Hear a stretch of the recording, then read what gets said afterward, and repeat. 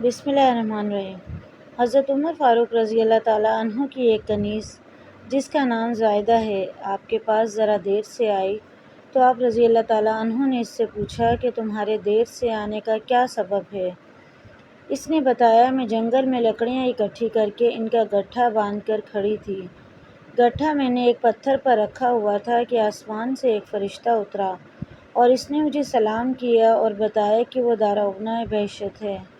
اس نے کہا کہ اے زائدہ اپنے نبی کریم صلی اللہ علیہ وآلہ وسلم کو بتا دو کہ اللہ تعالیٰ نے فرمایا ہے کہ میں نے آپ کی امت کو 3 گروہوں میں تقسیم کر دیا ہے۔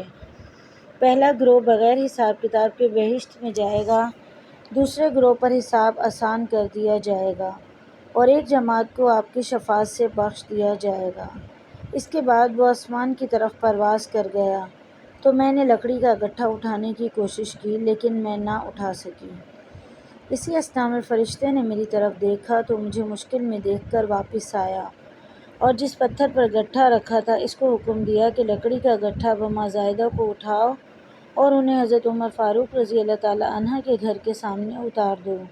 چنانچہ پتھر مجھے اور گٹھے کو لے کر اڑا اور ہمیں ایک دروازے کے سامنے اتار دیا۔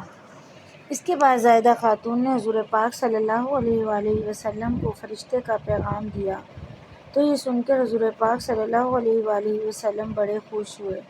پھر صحابہ کرام کے ساتھ حضرت عمر فاروق رضی اللہ تعالیٰ عنہ کے دروازے پر جا کر اس پتھر کے آنے جانے کے نشانات ملاحظہ فرمائے اور فرمایا اللہ کا شکر ہے اللہ تعالیٰ نے مجھے دنیا سے اس وقت تک رخصت نہ دی جب تک رضوان نے میری امت کے جنت میں جانے کی بشارت نہ دی کہ اس نے میری امت میں بھی ایک ایسی عورت پیدا فرمائی جس کا مرتبہ حضرت مریم علیہ السلام کے برابر ہے، کیونکہ جس طرح ایک فرشتے نے حضرت مریم علیہ السلام کو بیٹے کی بشارت دی تھی، اسی طرح فرشتے نے حضرت زائدہ رضی اللہ تعالیٰ عنہ کو امت محمدیہ صلی اللہ علیہ وآلہ وسلم کی بخشش کی بشارت دی ہے۔